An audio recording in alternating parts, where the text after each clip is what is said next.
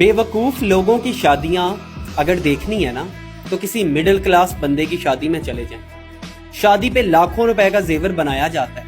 जो कि शादी के अगले दिन ही संदूक में संभाल के रख दिया जाता है। हम मिडिल क्लास लोग इतने बेवकूफ़ होते हैं कि हम सारी जिंदगी मोटरसाइकिल चलाते हैं लेकिन अपनी शादी पे महंगी गाड़ियां किराए पे बुक करवा लेते हैं और शादी के अगले दिन फिर वही दूल्हा और दुल्हन उसी मोटरसाइकिल पे धूल खा रहे होते हैं पूरे जमाने की। हम मिडिल क्लास लोग अपनी शादी पे इतनी तो फजूल खर्ची कर ही लेते हैं कि जिसको अगर बचत में कन्वर्ट कर लिया जाए तो दुल्हा और दुल्हन के लिए एक छोटी कार तो मैसर आ ही जाएगी। लड़की को जहेज की सूरत में बहुत से कंबल, तकिए, सरहाने और इस जैसी चीजें बना के दी जाती हैं जिसको वो आते ही अपनी अलमारी या किसी पेटी में संभाल के रख देती है।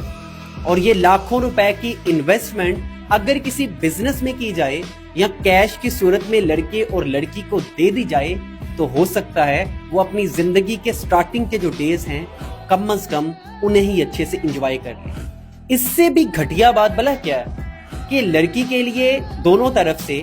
ऐसे सूट और जूते लाखों रुपए की मालियत के खरीदे जाते हैं जो सिर्फ लोगों को दिखाने के लिए होते हैं कि जो मेहमान आएंगे हम उनको ये दिखाएं।